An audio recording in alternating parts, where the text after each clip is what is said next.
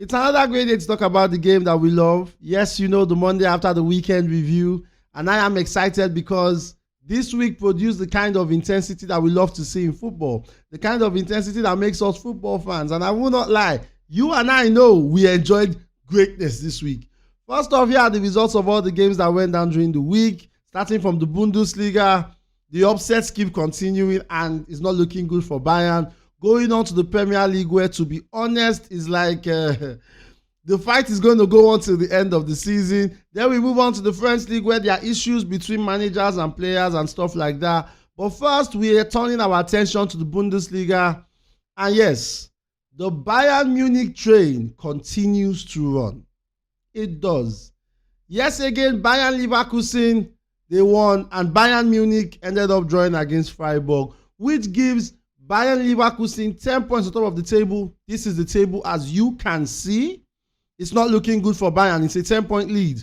Do I think Bayern will be able to catch up? I do not think so. This is going to be different. For those of you who have followed this league with me, you will know that this Bayern Leverkusen team is not a team that is going to drop. Not anytime soon. Not with the way they are playing. But one of the big topics surrounding Bayern Leverkusen is their coach, Xavi Alonso. Yes, he's doing a great job at Bayern Leverkusen. Yet they have not lost a game this season and still unbeaten.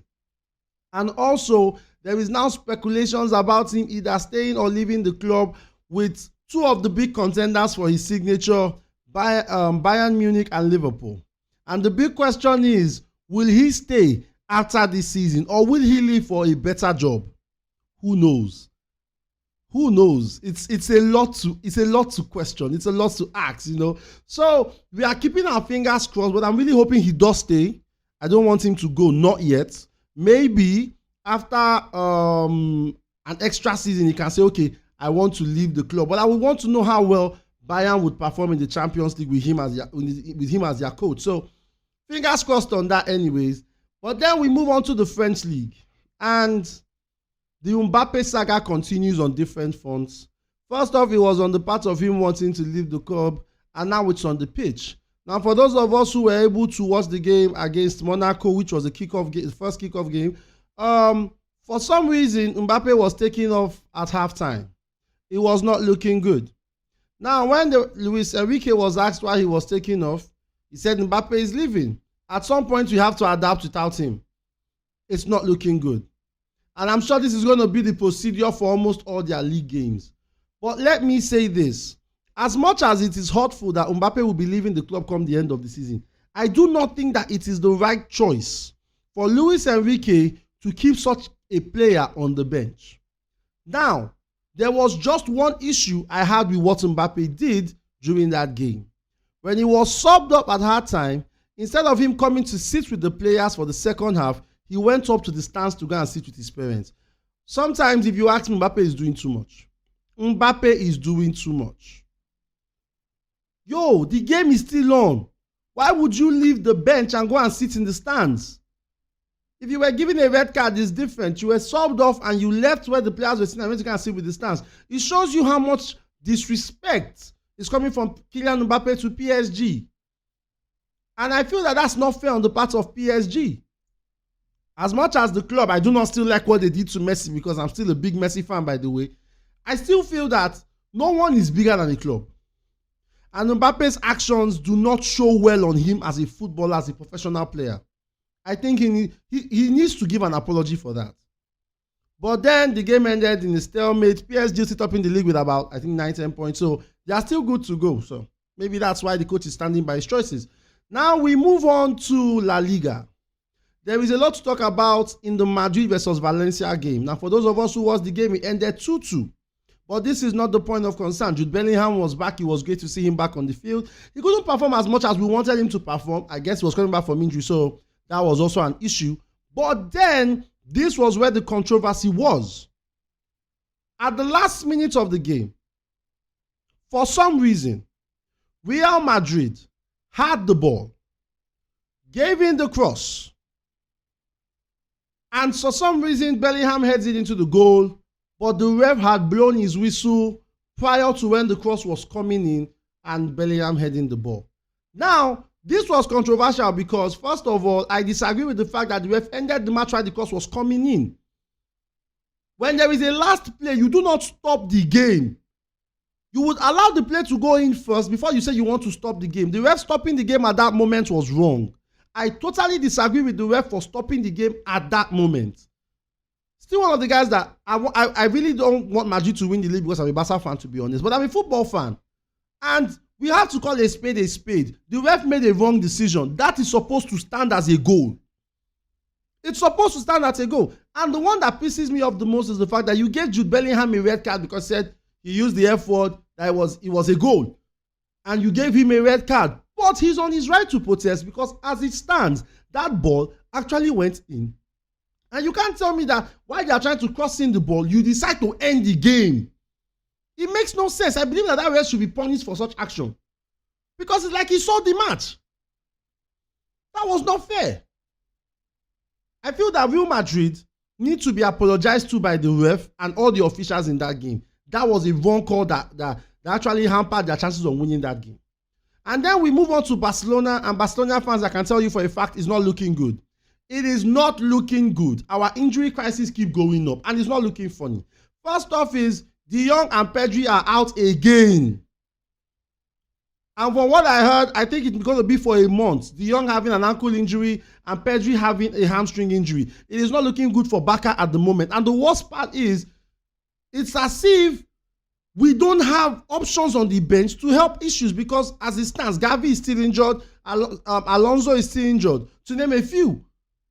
And looking at the game against Atletico Bilbao yesterday, or Athletic Club as it's called, I say this as a Barca fan, as a football fan, we were lucky not to have been trashed 3-4-0. Thank God for some reason, Iñaki Williams' leg refused to work because if that guy's leg was working, they would have beaten the crowd out of Barcelona last night. That was a very awful performance. And the worst part of the matter was the fact that we did not have anybody on the bench that could come into the game and impact the game. We brought in Lamine Yamal, we brought in Fermin. They were basically not found in the field. Lamine Yamal was very disappointing. Fermin was disappointing, but I can't blame them. They're still young. They're still learning the game. But the likes of Robert Lewandowski, the likes of Rafinha, nothing. The only good thing that came out of that game yesterday was Ilkay Gundogan, showing us professionality. I loved how he played. But it's a pity that his efforts were not found. Yes, we had a chance that would have led to a goal. Yes, we did. But the fact is, we did not play well. Can we catch up to Madrid with the way we are playing? No. Can we beat Madrid if we meet at the El Clasico? No. We are not playing real good football right now. And it's worrying for us Barca fans. Now let's move into the Premier League. And to be honest, it's only one way to put this. The pressure is getting more and more intense. Let's start with the first big game. Liverpool vs Nottingham Forest. First of all, I need to say this, that until the moment Liverpool scored in that game, Nottingham Forest put up one of the most resilient defensive display I have seen in my life. The defending was so good that at some point in that game, I felt Liverpool would not win. But then, the man that I have constantly praised since the day he got to Liverpool, in McAllister, the man that I remember on one of my streams I argued for and said, this guy is the best midfielder in Liverpool right now, came up with that pass that Darwin Núñez converted. And yes, hats up for Darwin Núñez. It's not easy to score that kind of goal. You know, the cross came in, he leaped, he scored. It was a good goal. Some people may not understand how intense that game was, because if Liverpool had lost that game for any reason, oh my God, Man City had topped the league. And we all know what happens when Man City tops the league. So kudos to Liverpool. It was an impressive performance, And to say this, that Johan Klopp has found a way, even with the injury crisis he has had, to manage that team to this point where I don't think Liverpool has lost a game this season. I don't think they've lost since Tottenham in the Premier League. So it shows how good they've been. It shows how good they've been. You have to clap for them. Yeah, they're just against Arsenal. So yeah, they've lost, I think, 2 games in the Premier League. But they've been good. They have been good. And you have to give them their credit. They have been good. I give them their credit.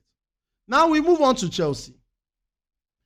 I have said this a million times, and I'll say it again. Chelsea as a team is very dysfunctional. Now, I'll start off with the defending. And I say this. Disasi shouldn't be a first team starter. I say this for a simple reason. Disasi makes too much errors at the back, has no defensive awareness whatsoever, very poor understanding of the game, and again, does not know how to clear his lines. Disasi is so poor at clearing his lines. The first goal, when Bradford scored the first goal, I had no issue. Wissa scored a beautiful overhead kick. There was nothing. But the second goal, Disasi could have easily run up to that guy, cleared that ball. But what did he do? He literally watched the ball roll past him without even moving his legs. Yes, he made up for his errors. But the fact is, on more than one occasion, Disasi has been found wanting. And I'll give you another instance. Chelsea versus Liverpool. In the Premier League, 4-1 loss. The goal Luis Diaz scored against Disasi, his inability to clear his line led to that goal. They have been in this situation more than 2-3 times with Disasi whereby he needs to clear his line, but he's not clearing his line. And I think at this point in time, Chelsea should be looking to that bench for other options in terms of defenders. I'm not even going to talk about Bali Rashid. He's not even part of the story because he's been terrible this season. Terrible. And then we move on to the striking unit of Chelsea's team. I say this. Nicholas Jackson should not be the striker at Chelsea. He should not. No offense. He should not be the striker at Chelsea. If there will be no PFA rules holding Chelsea or FFP rules holding Chelsea, they should go for a better striker. In fact, break Victor Osimhen's release clause and buy him. Because you can't have a striker that his conversion rate is so low. That guy barely scores goals. You dribble the goalkeeper. To score the goal is a problem. You don't know how to make incisive runs. He doesn't even know when to cut in. How is Jackson playing now? I won't take anything from Jackson. He was a good player at Villarreal. I've always spoken about how good he was at Villarreal. But up till now, he has not proven to anyone that he deserves to be the one donning the number 9 position for Chelsea. He has not proved it to anyone. I do not think he should be starting at Chelsea. Do I think that some of the players at Chelsea need to leave come the end of the season? Yes. One of those players is Mykhailo Mudryk. He's not effective at Chelsea. He needs to go. Now, I'm still pissed off at the midfield duo that cost Chelsea over 200 and something million, 220 million or so. They have still not been able to put up performances that we need. You played against a struggling Brentford side who has struggled for results this season. They have lost games, drawn games. They've lost more than they've drew. And you come into that game, we expect you to take the bull by the horn. But what do? You bottle the game. You lose. I say you lose. You draw, sorry. You draw the game. It becomes an issue. You are now 11th on the table. And again, will Pochettino still be the coach at Chelsea? I do not know. But if you ask my candid opinion, I don't think he should be the coach at Chelsea. It's enough. We've had enough of your excuses. You cannot, right now, you cannot give us any reason that Chelsea should keep you. Pochettino needs to go. Now moving to the biggest game of the night, Manchester City versus Manchester United. First off, let me give credit to Rashford for his goal. It was an exceptional finish. I will take nothing away from that finish. That was beautiful. But let me say this as well. After that finish, Rashford was average throughout that game. Take it or leave it. After that finish, Rashford had zero impact on that game. It was as if every time Rashford was giving the ball and he saw Kyle Walker, he had PTSD. He could not move. His legs were shaking. It was that terrible. I think Man United's best player on that field, if you all could agree, was Bruno Fernandes, because even McTominay ghosted. McTominay was like the avatar. When the world needed him the most, what happened? He disappeared. It was a very poor performance from Man United. Man City, on the other hand, Phil Foden, you are brilliant. Watching Phil Foden this year has been amazing. He has been on a different level this season. Goal-wise, he's been there. Goal contributions, he's been there. He's been part of the play. If you ask me right now, the best young player in England as of this moment is Phil Foden. He has been perfect all through, and he's just 22 and he's putting up those kind of performances. That guy, right now, is him. Phil Foden is him. Give him his credit. He's been doing a great job. And yesterday, he did it again. 2 goals against Man City. With Erling Haaland capping it off, although Erling Haaland had one of the misses of the season, but he still scored all the same. Man City doing what Man City does best. The City is blue. Man City were outstanding. There is no complaints about Man City whatsoever, but it does still show again that Man City has loopholes to their games.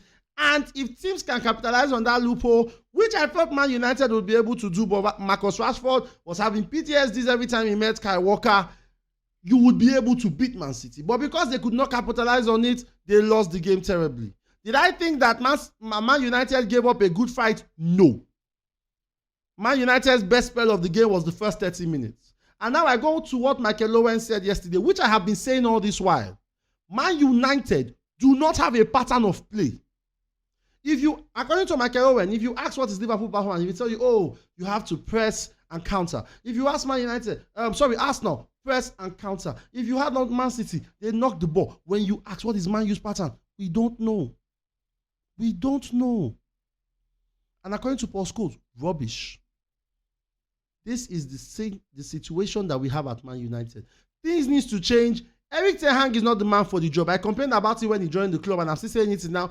He is not the man for the job. He needs to go. Players at Man United that have been there for too long need to go. That's what I can say to that regard. That's what I can say. They need to go.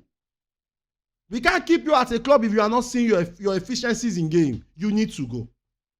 But in all, it was a great week of football. I enjoyed every game. And I cannot wait for tonight's match. And still cannot wait for the weekend.